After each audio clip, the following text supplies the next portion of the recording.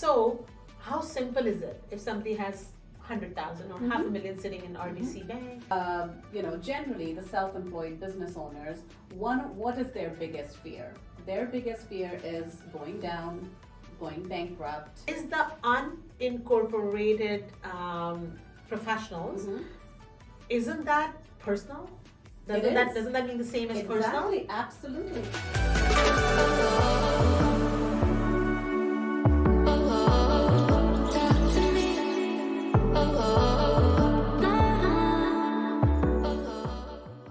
I'll be bringing each week a different guest with all the answers that you have the questions for. And this way, you can come back to my podcast for any questions that come to your mind, and you can focus just on working, as everything else this podcast will provide you. Hi, welcome to Simple Wealth Wisdom Podcast. I'm your host, Gakhar. Each week, I bring simple financial security ideas for successful business owners and professionals like you to help you build and maintain your lifestyle and legacy. I see a lot of you are always looking for tax advice, accounting advice, legal, estate, and investment advice. And when I work with you all, I always work with a team of lawyers, accountants, and estate planning advisors, and investment advisors. You usually hear everything from me. But now I feel through this podcast, I can bring all those people here who are my support system, and you can hear directly from them. This is the reason I started this podcast, where business owners and self-employed professionals like you can always go and get the ideas and answers to their questions regarding how they can protect and grow their wealth in the most tax-efficient manner. I'm sure each guest will bring a lot of value to you all. And today, I have Charu from RBC as my guest. She's the Senior Sales Consultant for Wealth Solutions. I'm so excited to have her as my guest on my podcast. Charu joined RBC Wealth Team in November 2015. With over 15 years of industry experience, Charu brings an understanding in financial planning, estate planning, investment solutions, and wealth management. She used to be a wealth advisor at one time. So being a wealth advisor herself, she understands the challenges that advisors may face in their practices, and she strives to help them find solutions that are tailored to their clients, their unique needs, and their objectives. She's usually my go-to person for my clients, but I'm very happy that today she's right here and you can hear directly from her. Welcome, Charu. Welcome to my podcast. Thank you so much, Sam, and thank you to all the viewers here. I'm so glad and so happy to be a part of this podcast. I know you have a myriad of resources that help your clients with a lot of information and resources. So thanks for having me here. You're very, very welcome. And I'm going to ask Charu all those questions that you all have asked me, and I'm sure this is going to be a very interesting episode. So, welcome Charu once again, and today we're going to be talking about investments.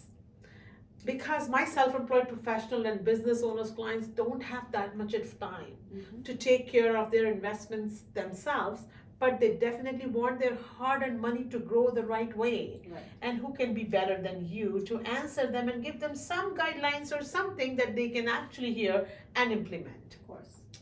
So let's start with my very first question. And my very first question is very simple. You are from an insurance company, RBC. RBC is a bank as well. Yes. So now, coming from an insurance company, I would like you to explain to my viewers what are seg funds and how my self-employed professionals and business owner clients can benefit from it. For sure. Segregated funds are actually exactly like mutual funds, with mutual funds that are available at the bank level.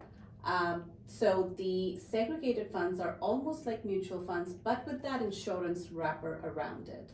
So you get all the advantages, all the investment options that are available as mutual funds, but now with that insurance wrapper around it, you actually get to benefit from the guarantees that are a part and a big benefit of seg funds, which are not available with the mutual funds at the bank level. And that actually goes for all the other investment options, not just mutual funds, but your stocks, the cash, the GICs, and all those investment vehicles that are available through different sources. Seg funds are not available through the bank level, so it's only available through independent brokers like yourselves. And that's really the advantage you can offer to your clients. They get the advantage of being in that mutual fund world, Right. but with that insurance wrapper around it. That is wonderful. But I would like to ask you, RBC is a bank, RBC is an insurance company.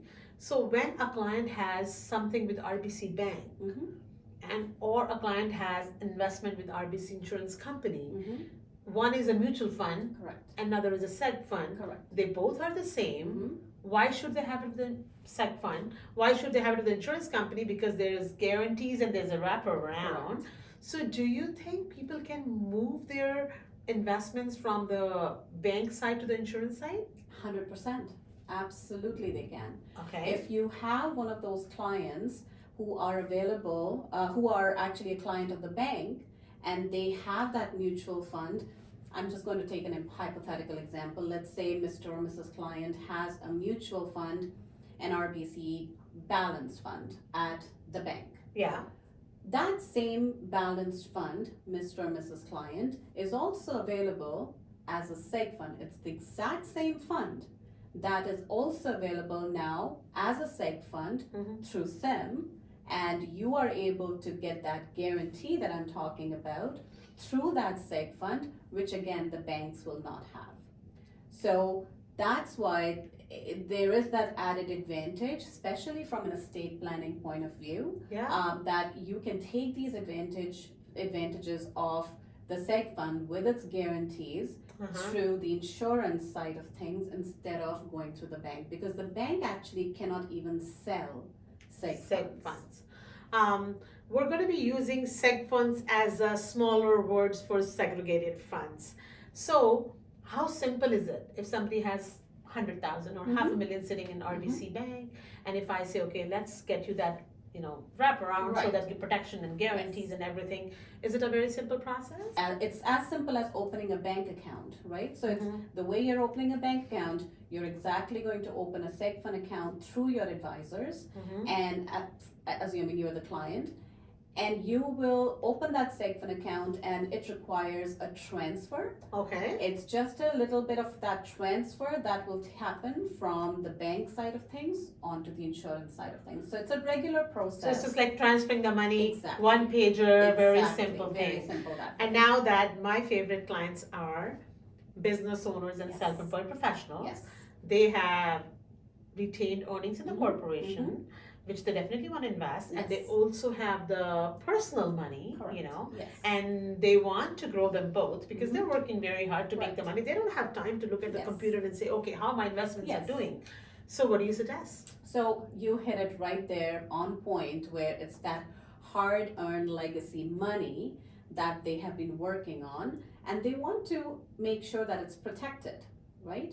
So let's attack the personal assets as an example. So for corporations, for generally the self-employed business owners, what is their biggest fear? Their biggest fear is going down, going bankrupt, creditors coming after them. Absolutely. Right? So as long as they have their personal assets invested in a seg fund, that's one of the bigger advantages for self-employed clientele, that any assets that are any personal assets that are invested in seg funds, those creditors cannot actually come after those seg fund assets. So I'm going to ask you, just to make it a little more clear to everyone, you mean if somebody has 100,000, I'm just going to take a round figure, Yeah.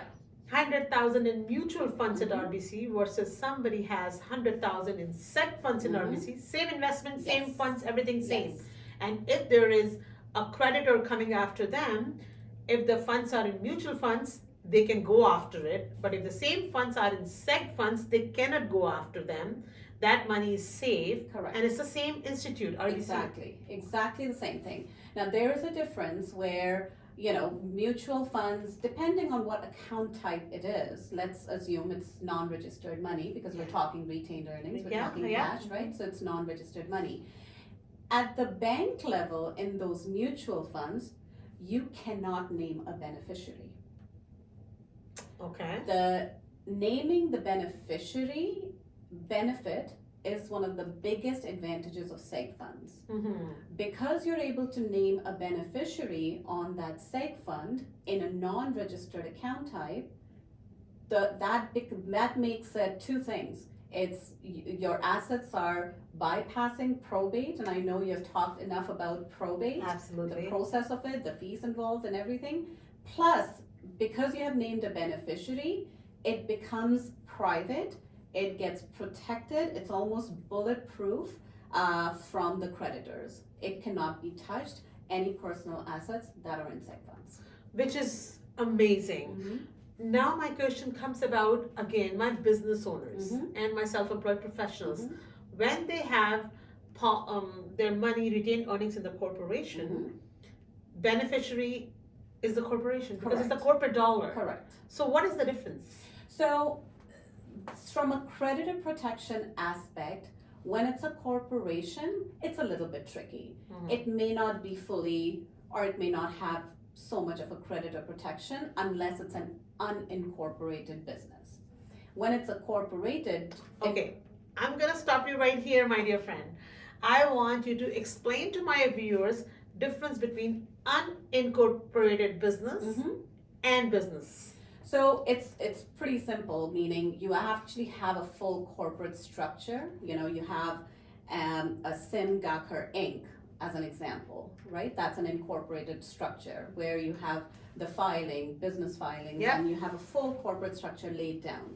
Whereas in an unincorporated business, it's anybody who, like I have a Charu Mathur professional services. I'm not incorporated, but I provide professional services.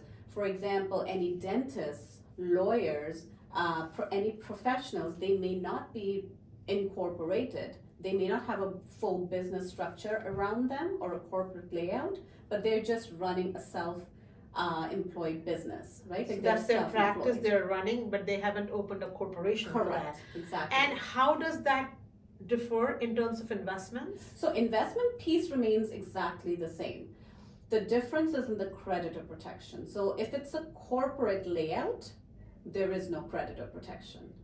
Okay. But if it's an unincorporated business, right, I'm just running my own financial practice, I'm not incorporated, and if I have all these investments, and 2 years because COVID did not help me and my business suffered, I'm going to shut down the shop.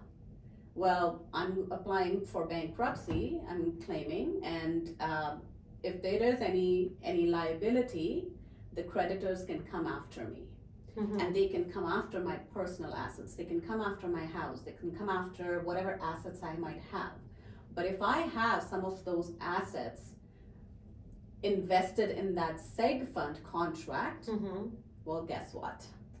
Wow. Those creditors cannot come after. They cannot touch any of that money that I have, my personal money that's invested in that seg fund. So just from my knowledge, maybe my viewers know it and I don't know it, and I'm learning from you a lot, Charu, so thank you for that. Yeah. Is the unincorporated professionals, isn't that personal? Doesn't that mean the same as personal? Exactly, absolutely. And that's why I feel, especially those non-incorporated businesses, truly self-employed, that's where the value of segregated funds is so important, because all of those personal assets, if you have those extra earnings, invest them in that seg fund so that they are 100% protected 100%. from those creditors. Wonderful.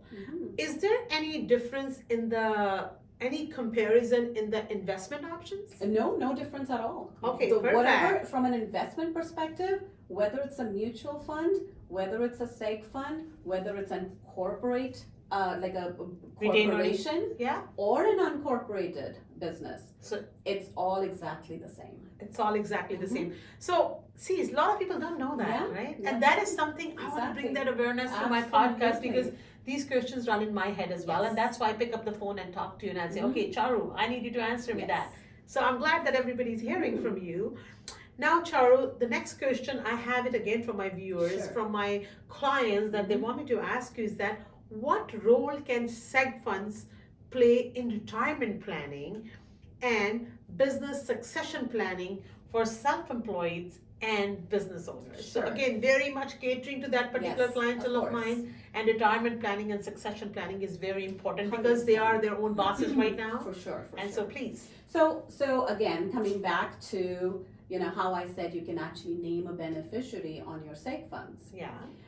So especially when it's a Charu Mathur financial services, and I have all my personal assets, all my hard-earned legacy money that I have, Mhm. I'm able to name, let's say, my next generation, Yeah. my kids, Yeah. as beneficiaries on them. Yeah. Now, because I'm able to name that beneficiary upon death, if I want my kids to take over my business, this is going to be a seamless transition of all those personal assets to my kids because my kids are the beneficiaries.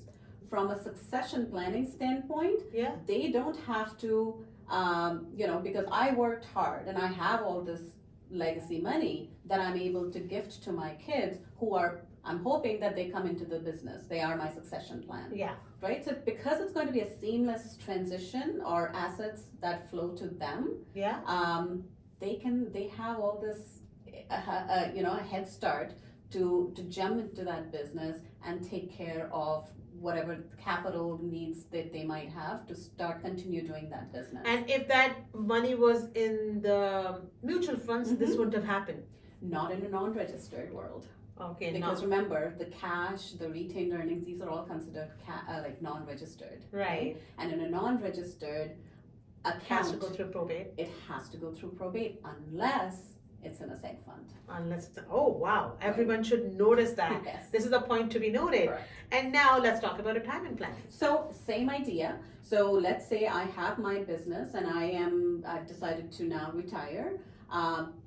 I have all this money that I still have invested. So I'm not dead yet to be able to pass on those death benefit proceeds to my successors, right? So I have all this money and now I'm retired, but I have this money that now I can actually draw income from, Mm-hmm. right? Now, the investment portion now comes in because I, hypothetically again, invested into these seg funds 25 years ago. Mm-hmm. And 25 years is a long time for it to see the kind of growth that we wanted to have, right?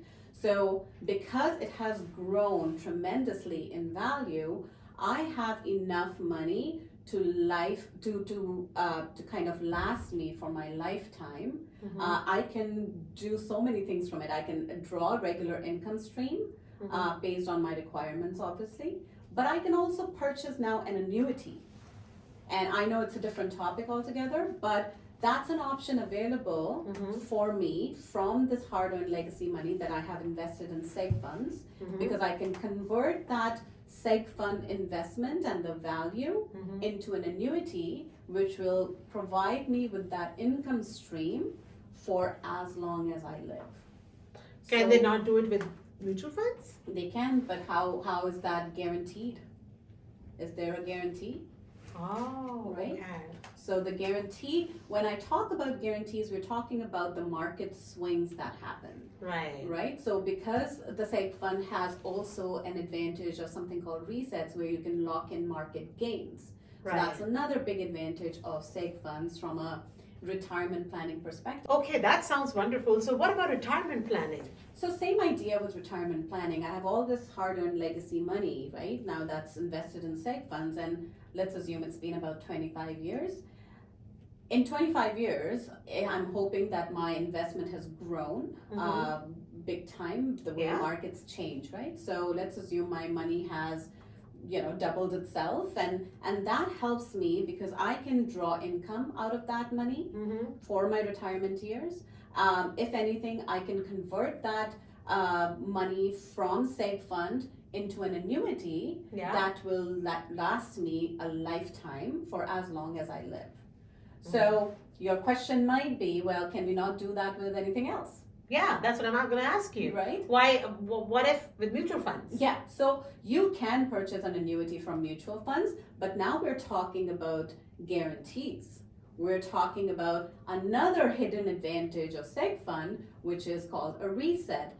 In layman's term, it's actually your ability to lock in a market gain each year or whenever the different carriers have different options. So I'm going to stop it for a second just to let my viewers know that if 100,000 has become 110,000, you can set it that as your base. Am I correct? Correct. That's called reset. So you can set it for that. Yeah. Correct. So because you have these ability to do resets, which again is not available in a mutual fund, you are basically locking in those market values each year or every so often, whichever carrier allows, however way, and then you can start drawing income from it.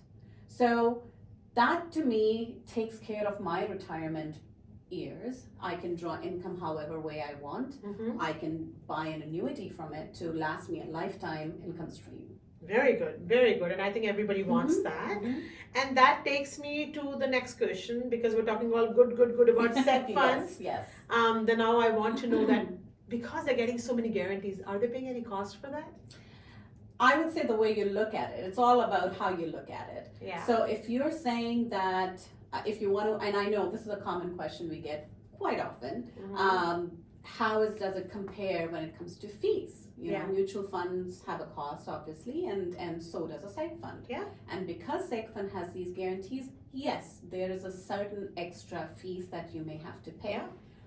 But to me, the bigger question would be, if I'm seeing so many benefits of seg funds, the guarantees, the ability to lock in market gains, the ability to even name a beneficiary, is that a deter for me to, if I'm able to get these benefits, can I not pay that extra few cents? And what is that extra? So it really does depend on what you're getting, and it all really does depend on the type of funds you're getting.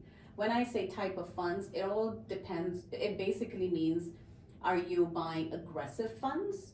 Are you buying conservative funds? Are you buying balanced funds?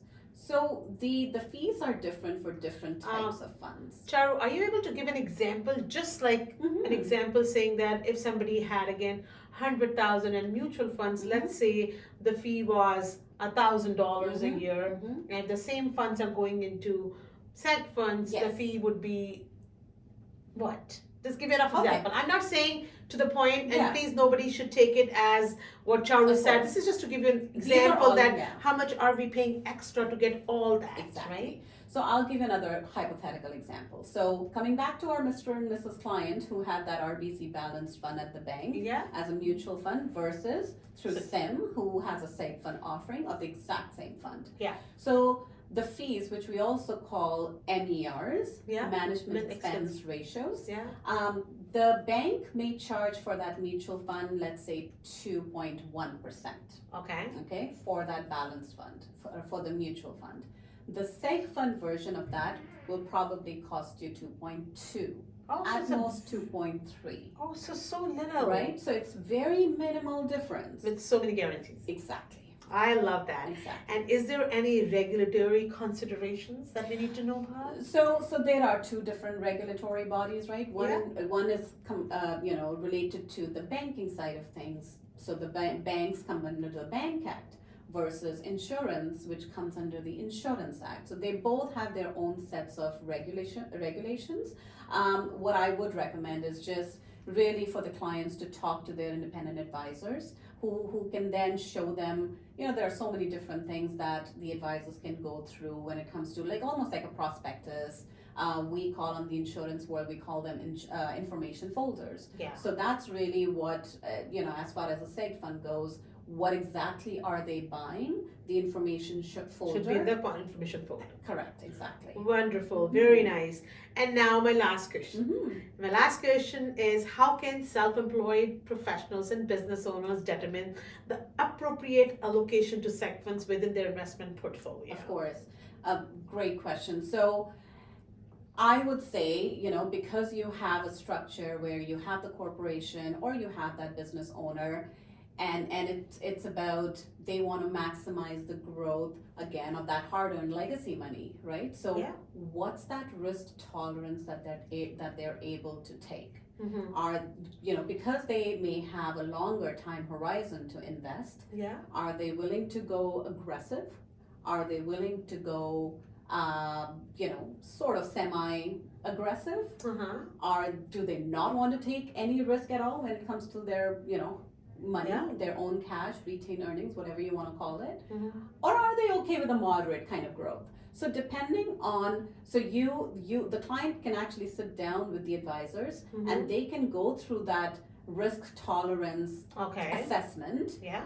to figure out how much risk are they willing to take, or what their ability is Risk to take profile. on that risk, right? So when you go through that risk profile, then we can work with, okay, well, let's say you have a balanced approach here. Let's put together a portfolio for you, which actually gives you an average of 5 to 6%, which is generally what a balanced portfolio should be able to give you. Mm-hmm. And how we can put that custom portfolio mix together for you. We work with that with advisors and Yeah. their clients, and You know, my that calls should to be you all the time. exactly. So that you should be able to put together, no problem. That's the easier part, but the most important part. Most important part. Yes. And I'm going to ask you one more question actually. And my question is that if somebody wants to do, let's say from RBC, Mhm. mutual funds, as well as they want to do seg funds, they want to Sure. move some money from mutual funds to seg funds, they can maintain both. Yes, absolutely. They can maintain both. Absolutely. And they can have their money anywhere else as well. Correct. Seg funds are seg funds, and Correct. that's what you said. Exactly. That was fantastic. Mhm, no I problem. loved it. That was Awesome. wonderful. I wish, I mean, you know what, we're running short with time. Yes. I have so many other questions that I want to Of ask course. you, but we might need you again. Absolutely. I think in Always every there. podcast I say that my time is less, I need more. So maybe Charu, we're Of going to have course, have of you course. again. Absolutely. And thank you very much. Thank Very you. informative for me as well as my audience. And that was another episode of Simple Wealth Wisdom Podcast. Please let us know in the comments what you like the most about the podcast, and if there's anything else you want to see or ask, and I'll make sure to bring that to you in our future podcast. Watch for us again next week, and until next time, stay safe. I'm Sim Gakhar. Take care.